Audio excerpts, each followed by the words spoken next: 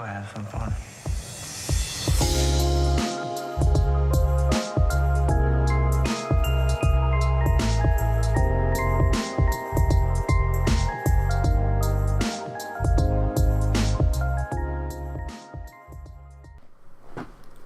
Thank you, everybody, for tuning in to a new episode of Co-op. I am your host, Cole Hamilton, along with my other host. It's me, Jacob Silva. And tonight we have a special guest, our friend Jacob Niffen. So we have this very DIY setup for him being on the podcast. He's not here physically with us, so we have an aux cable running to a phone on a phone call, and both of our mics are next to a Bluetooth speaker. So if you hear any feedback or any weird technical stuff that isn't normally there, just let us know. But Jacob, do you want to introduce yourself? Sure, yeah. So, like Cole said, my name is Jacob Niffen. I've been friends with these two guys for quite a while now. We go back quite a ways. And they shot me an invite to be on the podcast, so I'm excited to be here. Thanks for being here, man. Appreciate you. Yeah. All right, so we always start off with Twitter questions, and I totally forgot to ask you guys to ask us stuff. But Cody, I'll ask one person. Cody came through with two questions. Yeah. So the first one is pretty much just for me and Silva to answer, and then the next one, I think you, Jacob, and Silva can basically talk more about it than I can. All right, do you want to read the first one off? Yeah. If I was a $5 footlong, which would I be? Cody'd be like an edgy $5 footlong. Like the cold cut combo. Like the cold cut combo, because he's stone cold. I think that's the best one. You can classify Cody as mystery meat. Yeah, that's true. He could be mystery meat, man. He's very mysterious. All right, the second one. Yeah. The second one's for all of us, though. It just. Oh fuck. Shit. Okay. Sorry, I forgot my laundry. I didn't turn that off. I'd like to hear both, and including Jacob, your thoughts on the NBA MVP race. Jacob, do you want to start us off? Yeah, sure. So, for those of you who don't know, I am like the biggest NBA junkie out there, especially when it comes to Thunder basketball. So, with my extreme bias right now, I want to say that Russell Westbrook is the leader for the MVP right now. But I think him and James Harden are neck and neck. Both playing really good, both having great seasons. But I think Russell Westbrook averaging a triple-double, leading a squad that shouldn't have even made the playoffs, wasn't projected to make the playoffs, to a top 6 seed and leading the league in scoring. And just what he's doing is historic, right? It's not special. I mean, special to this season, but it's not something that gets done every 5 or 10 years. This is something that hasn't been done in most people's lifetimes. Yeah. And I think it's pretty incredible. And that has to put him over the head a little bit. That's what I think. So what do you think? Yeah, so a couple different things. I like the argument where if you take Russell Westbrook away from this team, we're like one of the worst teams in the NBA. And if you take James Harden away from Houston, the system that Mike D'Antoni puts in place still holds up. Like a couple days ago, James Harden didn't play, and the Rockets still put up 123 points, which is nuts. Yeah. I also think to put more of a historic emphasis on Russ's season, whenever Oscar Robertson did this back in the 50s, 60s, something like that, that's when Wilt Chamberlain averaged 50 points a game. Goddamn. Which is fucking ridiculous. Yeah, I don't know a whole lot. Yeah. Go ahead, Jacob. Oh, sorry. I was going to say, the last person to average a triple-double was Oscar Robertson back in 62-63, but the game was played so much faster that there was about 20 more possessions per game. Yeah. So if you adjust Westbrook's numbers to the amount of possessions that Oscar Robertson played back then, and you made it comparable, that would be like this year Russ averaging like 45 points, 17 rebounds, and 16 assists or something like that. Yeah. Which is just ungodly. And I think what you said, Silva, is pretty big too. It all comes down to how you define the word valuable. There's a lot of different perspectives on that, but it all comes back to how you define valuable. And I think Russell Westbrook is the most valuable player in the league. He is more valuable to his team than any other player is to their team.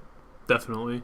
I mean, I don't know a whole lot about the Rockets and how James Harden is performing and everything, but just watching games here and there and just looking at stats and stuff like that, like you guys were both saying, this hasn't been done in 60 years. This shit is insane. I want to learn more about basketball, but it's a lot. You can talk to us. You can ask us all I can talk to both of you, definitely. Cool. But yeah, thank you, Cody, for the questions. Appreciate you.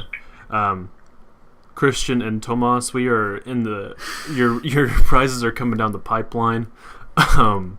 We're still getting those hair follicles for both of you, and their spit samples. Anyways, but is Amber ever gonna get her? Yeah, prize? I talked to her today. Oh, and I told her I'd give it to her next time I saw her. So, that's nice. So basically, on this week of the podcast, we're going to be talking about Dungeons and Dragons, which all three of us hold very dearly to our hearts. I guess we can just go around the table because it'll be me, Bluetooth speaker with Jacob going through it, and then you. I've been playing D&D for probably about 2 years of my life. Not consecutively, but, overall about 2 years. What about you, Jacob? How long did you play and, run games and stuff? So I got introduced to the game probably about 6 years ago, maybe a little bit longer, through a Dungeons and Dragons board game. And through that, I actually started playing the actual pen and paper role-playing game, which my uncle ran as a dungeon master. And I was a player in that game, a character, for about 4 years, and it's been on hiatus for a while, but we're trying to get that back up and going. And since then, I've run multiple different games where I've been the dungeon master. Most of them lasted for a little bit of time and then eventually flopped until the game I'm running now, in which you two are players, which I think in 2 days will be our 21st consecutive week of playing. Yeah, yep, it's crazy. That's pretty exciting. We've been playing for, 5 months now, consecutively, with no end in sight as far as being very consistent with when we meet and when we play and stuff. So, but overall, I've been playing about 6 years now. Definitely. As both a player and a dungeon master. For sure. What about you, Silva?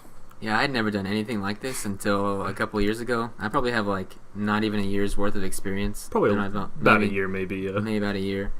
I was super uncomfortable with the idea of playing Dungeons and Dragons because you have to create a fictional character and represent that character in the game. Do their traits and their emotions and stuff, definitely. Which is really hard for me to grasp, but I feel like I'm coming around. Definitely. It's really fun. Yeah.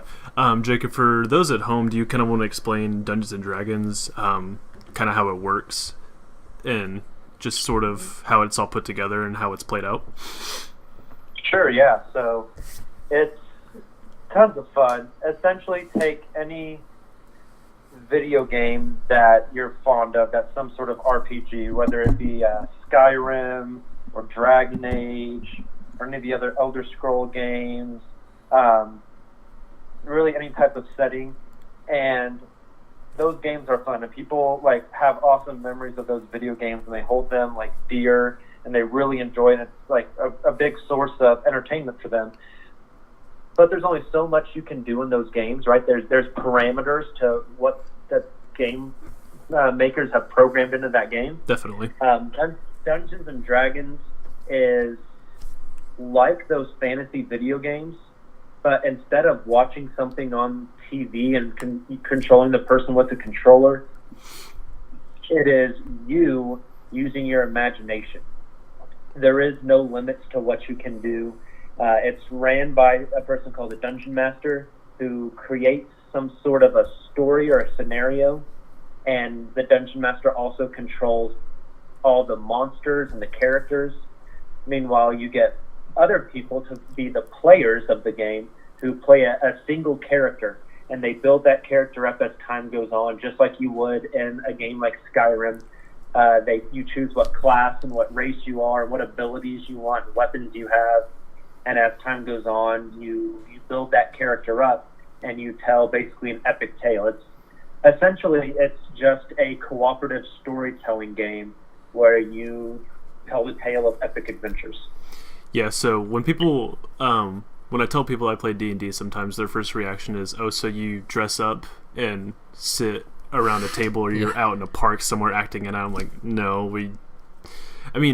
the stigma behind D&D is kind of just nerds in a mom's basement, but I feel like it has really helped me kind of grow and get out of my comfort zone a lot. It's helped me communicate better and build relationships with you guys, my two close pals. So, trying to think. So, do you have anything to add to that, Silva? For people that don't know how it normally goes, the way our sessions normally end up going, we show up at Jacob's house. Mm. We eat some kind of unhealthy food. Very unhealthy. Normally pizza.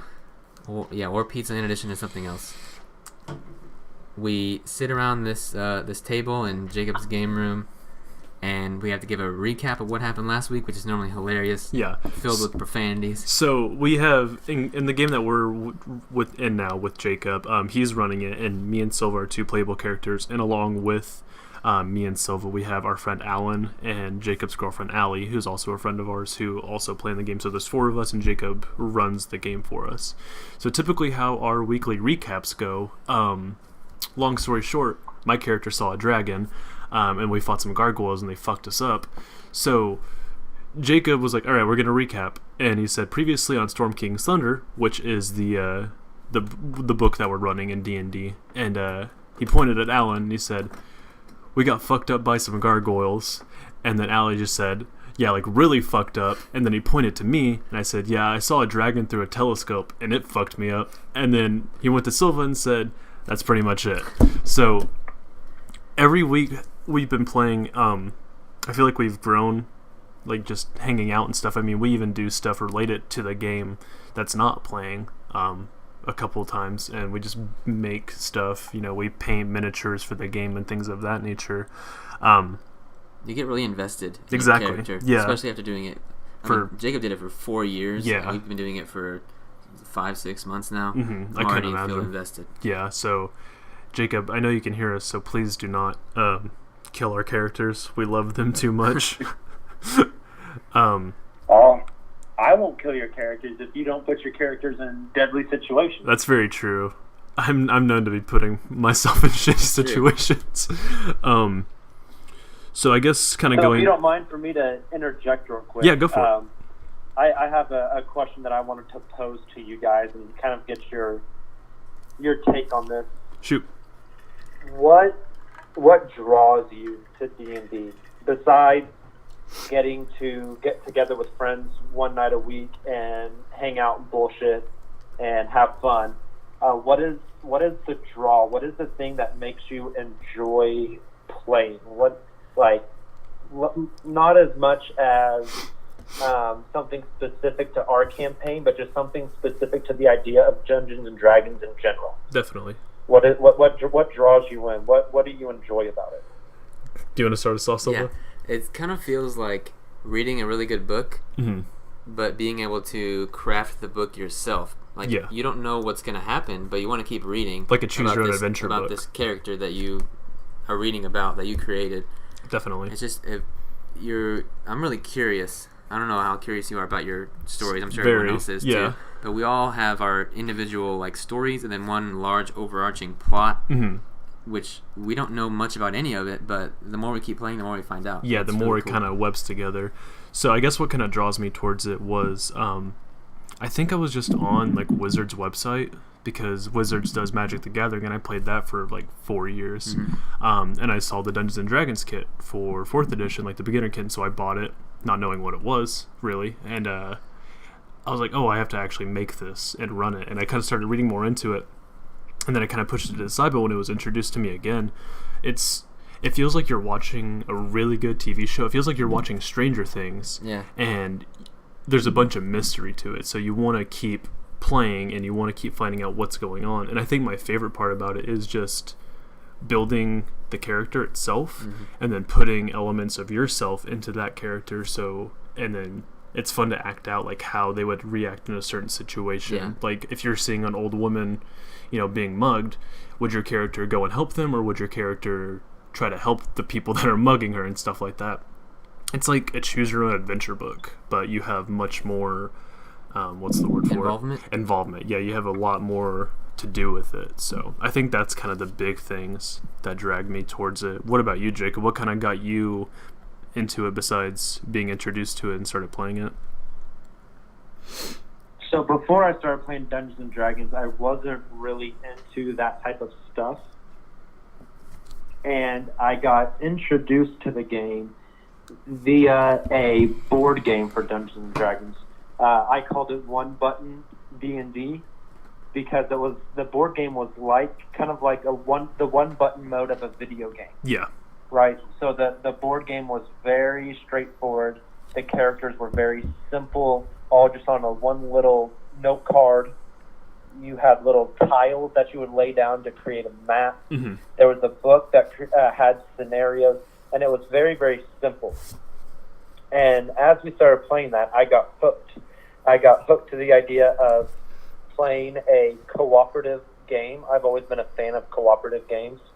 I got hooked to the idea of playing a cooperative game with my friends, trying to take out whatever the threat of the game was.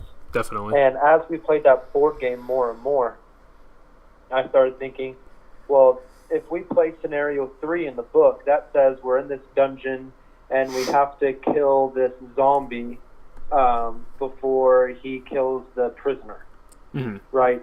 And so I started thinking, man, how cool would it be if we had to travel across land to the dungeon first before we could go down and kill the zombie? Definitely. And when I brought up that idea, my uncle said, well, that's what normal D&D is. And so he got us to start playing. I think the thing that's kept me coming back to the table so much is part of it is the aspect of building a story. I find very, very interesting, like you guys had mentioned. Mm-hmm. And also just the chance to get to create something that is completely unique and your own. Definitely. That the only limit is your imagination. Yeah.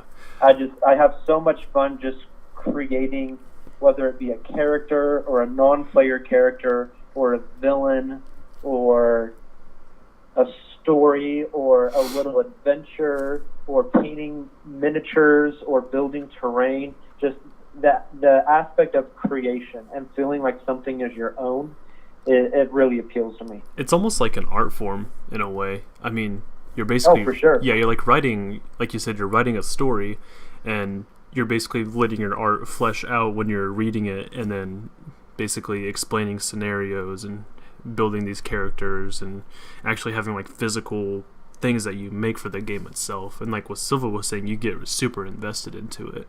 But I think that's super cool. Trying to think. I have two things I want to throw in here real quick. Go for it. Number one is that idea that you guys are talking about being invested into it. Uh-huh. I think is very interesting. I was actually talking to a friend just a few days ago who's never played Dungeons and Dragons before, who I thought might be interested in trying it out. And he's a big fan of Zelda. He's playing the new Zelda game on Switch right now. Uh-huh. And he's like so obsessed with it, can't get enough of it. And I was explaining to him, Dungeons and Dragons is kind of like playing Zelda. Yeah.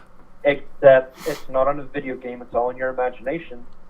But the thing with it is, in Zelda, if you go and you fight one of the bosses and you die, you go back to the save point and you run back to the boss and you fight him again. Yeah, until you get it right. And that's in Dungeons and Dragons. If you go and fight a boss and you die, you're dead. Your character is dead, and you take your character sheet and you rip it up, and that character in this world is gone, and they've died, and there's nothing you can do about it, and you make a new character. Exactly. And so the longer you play Dungeons and Dragons, the more you pour into your character, the more you understand about this fictional being, and the more invested you get. And the more invested you get, the more conscious you are of the decisions you're making, because you don't want to see something that you've spent hours of time on die and go away. Exactly. Right? So you start to think, it sounds weird, but you start to think more rationally about that character. Mm-hmm. And I think that psychological aspect of Dungeons and Dragons is really weird. Also, another thing that Cole had brought up earlier, and I guess Silva, will start with you on this question. I think this is really interesting. So both of you guys are playing a character in the Dungeons and Dragons game that we have every Wednesday. Uh-huh. You guys don't mind, we'll start with Silva. Silva, give us the name of your character and a little bit, just a short little summary, a snippet of what your character is or who he is. And then I want you to tell me how much of your character reflects you as an actual human being, and then how much of your character is stuff that is different from your core belief system as a human being, and why do you think it works that way? So Silva, go ahead. Son of a bitch. That's a difficult question. Okay, my character's name is Gwyn. He grew up in a fishing village. It's a small fishing village. It was sheltered by his parents for an unknown reason. One day when he was a little bit older, bandits came in and killed everyone in the town, including his family. And as they were about to get to him and had him cornered in a house, a shield appeared around him and vaporized everyone that was about to kill him. So that's where his story kind of started. He traveled eventually to a city and found out that a god in the D&D universe named Helm saved him. Gwyn has no idea why, so he's trying to find his purpose at this point. Mm-hmm. I think part of Gwyn's characteristics, where his whole life he never really had to be a leader or anything like that until he was given the abilities to be a leader. So he's still trying to learn how to do things like that. That kind of relates to me, and then I've always been, I don't know, maybe not outspoken or maybe not as much of a leader as I want to be. Mm-hmm. So I reflect that in Gwyn a little bit. Definitely. And then the fact that he is maybe he's not religious. He wasn't religious before he was saved by a god. Mm-hmm. I'm not very religious in real life, so maybe that kind of happened there, and he just happened to be chosen by a god for an unknown reason. So he's kind of confused as to why that happened. Yeah. It's really difficult to mold these characteristics in your character. Jacob's asked me a ton of questions like, well, why was he sheltered by his parents? Well, I don't know. And then you explain it, and then he says why. That's the whole why question, and then we do that about 10 times, and we learn more than we ever have a better character in ourselves. So, which is really cool. I don't know, my character's story. I feel like I haven't even been playing it for that long, but I want to know why he was chosen by this god, why he was saved. He's a cleric now, so I'm like the healer kind of the group. Yeah. I defend my other party members and stuff like that. Your boys. Which is weird because he's never had to fight anything before, so I'm just kind of uncomfortable with that. The character is. Yeah, definitely. So. Cool. Was there anything else that I missed in that question, Jacob? Nope, I think you got it. All right. That's interesting. Cole, you want to go ahead? Yeah, sure. So, my character is a drow, which is a type of elf in the D&D lore. His name is Dip. But previously, his name was Dabe. Long story short, my character, the Underdark, let me give you a little history of the Underdark. So, drow come from the Underdark, which is a place underneath the ground where basically a bunch of shit festers and rots, and that's where the drow reside, because that's where they, live off of. So basically, men are kind of treated like shit in the Underdark, if I'm getting this kind of right. My lore is still kind of it's fuzzy. The Drow Society is a matriarchal society. Definitely. Okay, sweet. So basically, my character and his father were like, we need to get out of here. We need to go onto the surface with the other drow that are up there, and we need to find a better life, because it was just basically we were going through raids of it's like Game of Thrones almost, where there's different types of houses, and they go and raid and pillage and kill all the people in there so they can take power of that home. So my father was like, hey, we need to get the fuck out of here. So we escape the Underdark, and then in the process my father is killed. He drops the staff, I pick up the staff, and I keep going. I'm on the surface for maybe close to a day, if not or shorter than that, and then I'm recaptured, taken back down to the Underdark by my family, my mother and my sisters, and I am basically tortured and turned into a killing machine, because when I went back, I had these magical powers that I have no idea how I got. I don't know if it was related to the staff of my father's or exactly how I really got these powers. And most of it was just, it's like in Game of Thrones. What's the character's name? Oh my god. Jacob, that was tortured. Fuck. Theon Greyjoy, yeah. So it was like that, where he was put through so much stuff that he doesn't remember a lot of it. Yeah. And so I was basically turned into a killing machine, and then I finally started to kind of recollect my memories, and I was like, I gotta get out of here again. So I finally escaped this time, made it to a town where I was safe. And so now, basically Dip is a post-traumatic sorcerer that doesn't know where he got his powers from, and now my character's quest in this world is to essentially find out where I got my powers, and I want to seek revenge on those who wronged me and my father. Drow are typically evil in the D&D lore, which is kind of funny because I don't really see my character as an evil character. He's pretty moral about certain things, other situations not so much, but I don't really see a whole lot of myself in Dip. I think that's why I kind of was drawn towards him, because he's almost like he's a bad boy kind of, you know. One thing I think is really cool that Jacob introduced every here and there is the discrimination towards the Drow. So Drow are typically seen as evil creatures, like I said, in the D&D lore, and they're not very common on the surface. And when, you know, humans see a Drow on the surface, they normally get get freaked the fuck out. They think that I'm gonna start killing people because that's what they're known for. And I'm pretty much just up there trying to like not be recaptured and just try to survive and you know, live my life and try to stay out of trouble when I can. But I guess that's another thing I kind of see myself in Dip is I just want to stay out of trouble. You know, I don't really try to step into certain situations unless I see that I need to. If I feel like it's going to be handled, I feel like I don't need to interject in anything, get in the middle of it. But I don't know. Like I said, I think I just I've always wanted to sort of play a character like that came from like a very rough past and try to figure out, you know, how he's getting better and things like that, which I guess is I see in myself too. So I didn't come from like an awful past. I wasn't, you know, kidnapped and tortured and brainwashed and turned into a killing machine. But I've come from a rough past, just from parents divorcing when I was young and house being torn down by a tornado and stuff like that. I mean, and then I feel like I've grown now. I've gone into a better person, and that's where I kind of want to see Dip in the future too, is just to be headstrong and not letting shit get to him. So that was a really good question, Jacob. Did I miss anything on that one either? Nope, I think you got it. Sweet. And I think we're just about towards the end of the episode. Jacob, do you have anything else for us? Any types of questions or anything? Yeah. No, not particularly, but I do have something to plug if you guys don't mind. Yeah, go for it. Plug it. Plug it in. So, actually just created today. If you guys, any of you listeners, are into nerdy stuff like Dungeons and Dragons and board games and whatnot, I have a new Twitter handle that is all about that.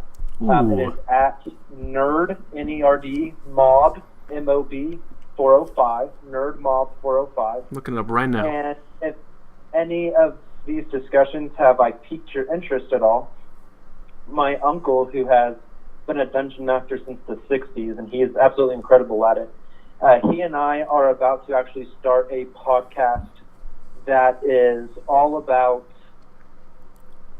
Dungeons and Dragons, specifically about kind of the psychology of Dungeons and Dragons and how to run a good game. We're about to fire that up hopefully in the next few weeks, but we have at least a Twitter handle up for now, and that is at Better Bad Guys. Again, that's at Better Bad Guys. And we should have a website up and start getting our podcasts rolling out hopefully here in the next month or so. So if you're interested at all in that, you can go and follow that and check that out. Definitely, Jacob. I just followed you. Yeah, I followed both of them. So we'll put the links. links. My phone is currently buzzing right now. So you got following it. So. We'll put the links to both of those down in the description of this video. But I think, is there anything else you wanted to add, Jacob? Nope, I think I'm good. Silva, what about you? No, I think that's it. Awesome. Well, thank you guys for tuning into an episode of Co-op. I mean, thanks for letting us bullshit about Dungeons and Dragons, one of our favorite things, for about 30 minutes. So we appreciate you guys. We'll see you next week. Thank you guys. See ya. Goodbye. See ya.